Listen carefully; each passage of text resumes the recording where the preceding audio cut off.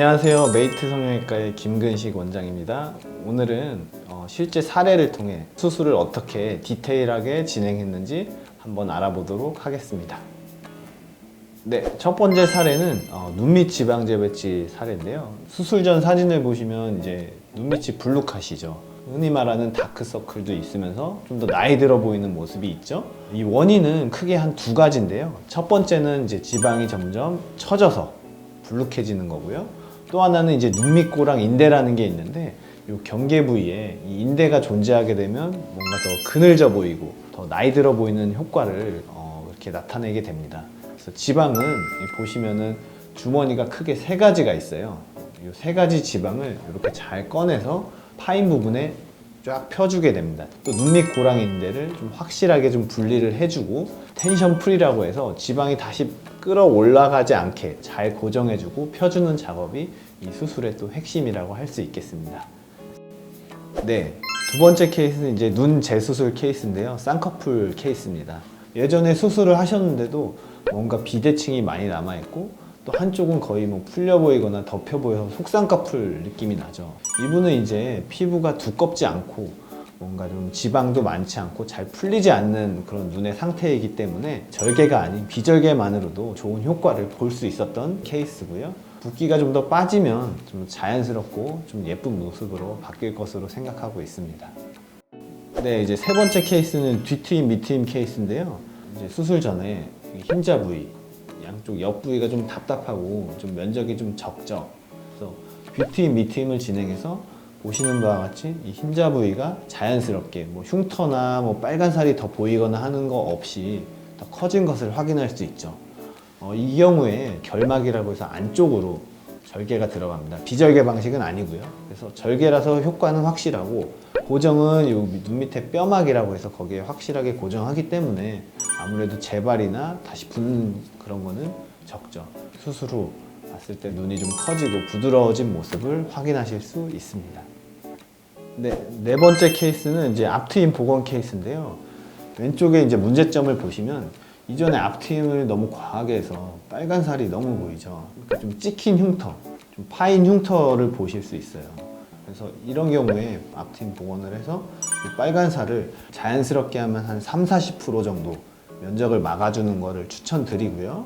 파인 흉터의 경우에는 안쪽에 근육이 좀 부족한 경우가 있고요. 뭔가 이 흉터 때문에 안쪽 조직 상태가 이렇게 흐트러져 있는 경우가 있어요. 그래서 근육을 잘 배열을 해서 봉합을 해주는 과정을 수술로서 진행을 하고요.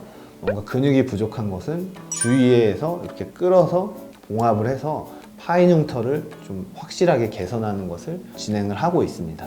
그래서 수술 후에 보시면은 찝힌 흉터도 많이 개선된 것을 알 수 있고 누오 노출도 좀 자연스러워서 뭔가 순해진 느낌을 확인하실 수 있을 겁니다. 다섯 번째 케이스인데 앞트임 복원 케이스입니다. 수술 전에 문제를 보시면 이제 누오, 빨간 살이 너무 노출돼 있고 여기 보시면 흉터 하얗게 보이시죠? 이것도 이제 앞트임 복원으로 누오는 한 30-40% 정도 노출되는 양을 조절해서 복원을 해줬고요. 이 흉터는 눈의 세부학적인 구조에 맞게 잘 봉합해주는 과정이 필요하고요. 이렇게 푹 파인 부위는 주위의 정상적인 조직을 끌어서 거기를 보충해주는 그런 과정이 이 수술의 핵심이라고 볼 수 있습니다. 처음에 앞트임을 하실 때 빨간 살을 너무 노출시키지 않는 게 중요해요. 이 흉터는 이 눈 가장자리에서 한 2mm 정도 그쪽 부위에 절개가 들어가는 게 흉터가 눈에 안 띄는 그런 방법이고요. 봉합할 때도 당겨지는 힘이 가해지지 않게 잘 이제 봉합해 주는 게 이 앞트임을 실패하지 않는 방법이라고 할 수 있겠습니다. 여섯 번째 케이스는 이제 앞트임 복원 케이스인데요. 이제 왼쪽 보시면 이렇게 빨갛게 너무 보이고 흔히 말하는 좀 갈고리 모양이죠. 그래서 더 사나워 보이고 강한 인상을 보이게 됩니다. 이런 경우에 복원을 통해서 눈꼬리가 이렇게 내려가는 모습을 충분히 교정할 수 있고요.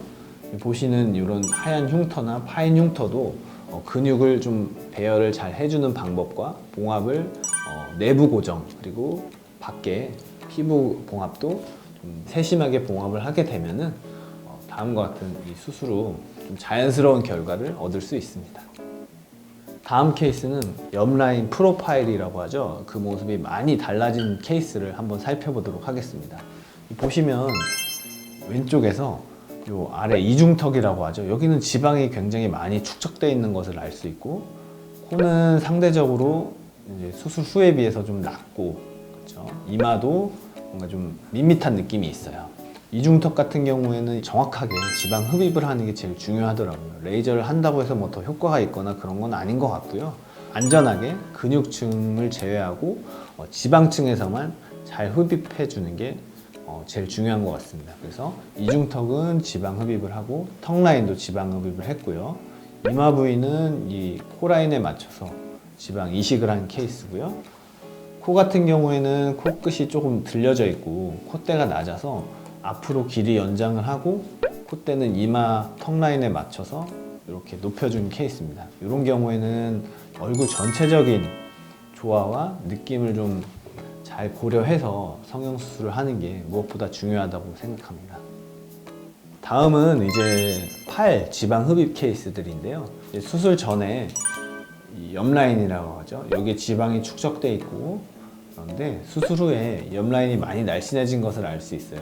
이제 팔 지방 흡입에서 중요한 거는 팔 전체를 다 너무 무리하게 뽑으려고 하면 안 돼요.